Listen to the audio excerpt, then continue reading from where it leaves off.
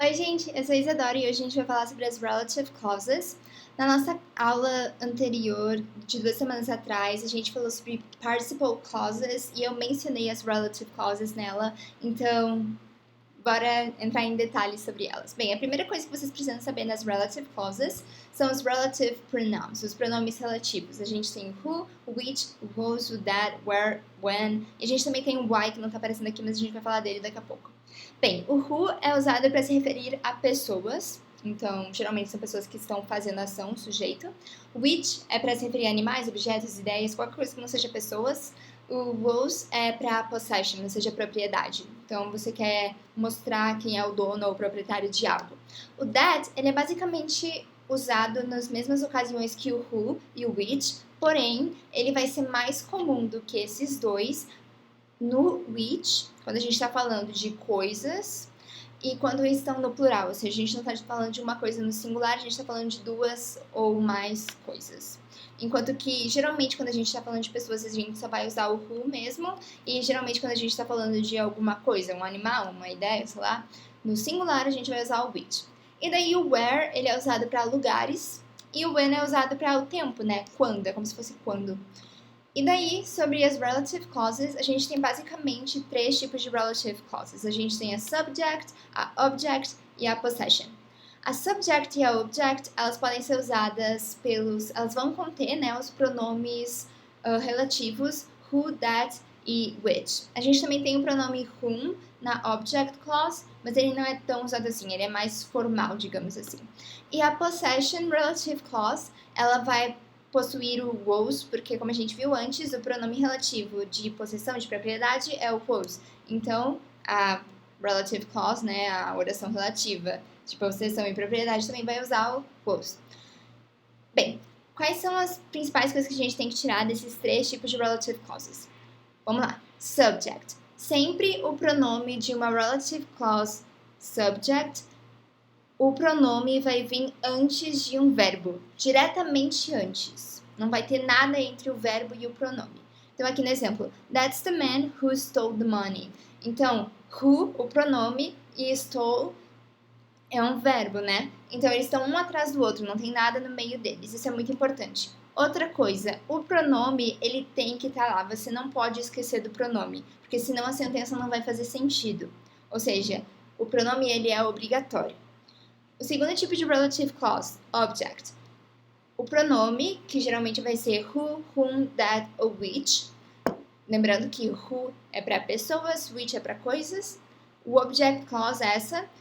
O pronome vai vir antes de um sujeito e um verbo. Ou seja, enquanto que a do subject tinha o pronome e o verbo um atrás do outro, nessa a gente precisa de um sujeito antes desse segundo verbo. Então, a gente vai ter o pronome, um sujeito e um segundo verbo. Geralmente, esse sujeito vai ser um pronome pessoal, né?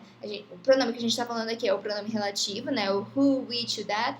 E o pronome pessoal, geralmente, é o sujeito. O pronome pessoal é I, you, we, they, he, she, it, coisas assim. E uma coisa interessante da object é que ela é a única relative clause em que você não precisa do pronome relativo. Ou seja, se eu, no exemplo aqui, we need to find people who we can trust. Eu poderia falar we need to find people we can trust. E ainda tem o mesmo sentido, tá tudo certo. Então a gente não precisa do pronome para dar sentido, a gente não precisa do pronome relativo para dar sentido à frase. E daí o último tipo é o da possession. Então, o pronome was, ele vai vir sempre depois do dono ou do proprietário daquilo que a gente está se referindo a. Então, ali no exemplo, this is the story of a man whose ideas saved lots of life. Então, was, ele está se referindo a ideas, né, ideias. Porém, essas ideias são de quem? Do homem, a man. Então, a man was ideas. O proprietário, o pronome relativo e o objeto, né? O que ele está se referindo. E nesse caso da possession, você não pode esquecer do pronome relativo. Ele tem que estar lá. Não é que nem o object, que não precisa do pronome relativo. E os outros pronomes relativos geralmente são utilizados como adverbs. Então a gente tinha visto antes aqui, nesse slide anterior, o where e when. Where para lugares e when para tempo, né? Quando.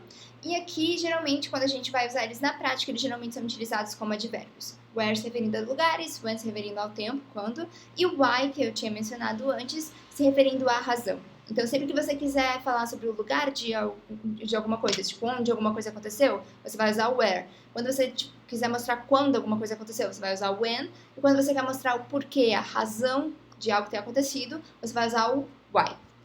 Tirando essas classificações das relative clauses, a gente também tem dois tipos de relative clauses que a gente também pode classificar assim. A gente tem as defining e as non-defining. As defining são aquelas que estão definindo alguma coisa, enquanto que as non-defining não definem nada. Ali, vamos ver o define, né? A parte vermelha que tá aparecendo aqui. Define. Ali o exemplo. I called my brother who lives in Ontario. Eu chamei meu irmão que mora em Ontário. Sem as vírgulas, isso torna essa oração uma definitiva, que está definindo alguma coisa. Por quê? Porque dá a entender que você tem mais de um irmão e que você está especificando, você está definindo que o irmão que você chamou é aquele que mora em Ontário. Porém, se eu tiver vírgulas, ali no segundo exemplo, no azul, my brother who lives in Ontario is older. Então, meu irmão que mora em Ontário é mais velho. Ele não está definindo nada. O fato dele morar em Ontário não define nada, só adiciona detalhes.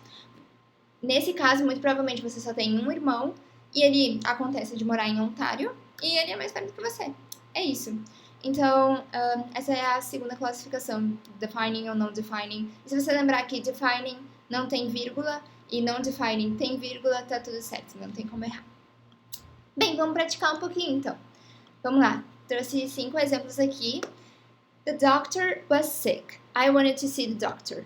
Então, uma coisa que é importante lembrar, sempre que a gente for juntar e colocar o pronome relativo, a gente tem que lembrar que ele vem logo depois daquilo que a gente estava se referindo. Então, aqui, I wanted to see the doctor, tá falando do doctor. Então, a adição que a gente for fazer na frase vai vir logo depois do doctor. The doctor who I wanted to see was sick. E outra coisa, vocês perceberam que eu usei who porque é uma pessoa. Então aqui, the doctor who I wanted to see was sick. The doctor I wanted to see was sick.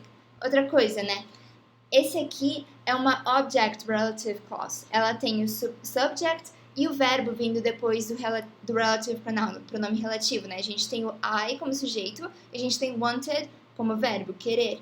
Por isso que aqui no gabarito, por exemplo, a gente não tem o who, apesar de que você poderia ter ele. Por quê? Porque como a gente viu antes, nas object relative clauses a gente pode omitir o pronome relativo. Vamos ver o segundo exemplo. The accountant was arrested. The accountant works for my father's company. Ok. The accountant who works for my father's company was arrested. Essa vai ser a resposta. A gente pode tirar o pronome relativo? Não. Por quê? Porque logo depois dele vem um verbo, o que torna a oração uma subject relative clause. E por isso a gente não pode omitir o pronome relativo. A gente só pode omitir se for aquela do object, né? Que tem o sujeito e o verbo vindo depois.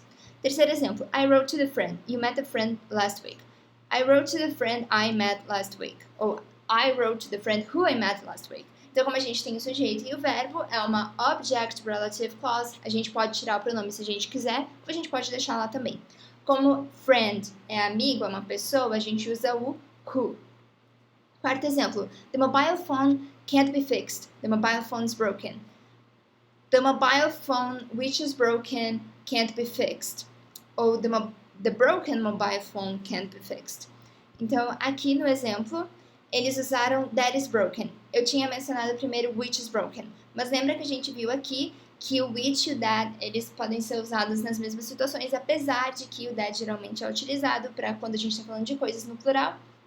Você pode usar ele quando você quiser. Se você pode colocar who ou which, você também pode colocar that. Outra coisa, that is broken é um verbo. Is broken é um verbo. Então, logo depois do pronome relativo tá vindo um verbo, ou seja, é uma subject relative clause. Ou seja, você não pode omitir o pronome, ele tem que estar lá. Então, não interessa se vai ser which ou that, porque está se relacionando uma coisa, ele tem que estar lá. E daí, último exemplo, John made a copy of the photo and I took the photo. Então, John made a copy of the photo I took. Or John made a copy of the photo which I took. That I took. Por quê? Porque eu tenho I took, ou seja, eu tenho o sujeito e eu tenho o verbo. Ou seja, é uma object relative clause. O que faz com que a gente possa decidir se a gente quer colocar o relative pronoun, pronome relativo, ou não. E como é uma coisa, né, eu posso usar o which ou eu posso usar o that. Lembrando que o that pode ser usado tanto nas mesmas situações que o who, quanto nas mesmas situações do which. apesar de que ele é mais utilizado quando a gente fala de coisas no plural. E era isso por hoje. Aqui são as referências. Se vocês tiverem qualquer dúvida, sintam-se livres para mandar uma mensagem pra gente no grupo do WhatsApp ou no Google Classroom. Os links estão na descrição. E era isso. Muito obrigada, viu? Tchau!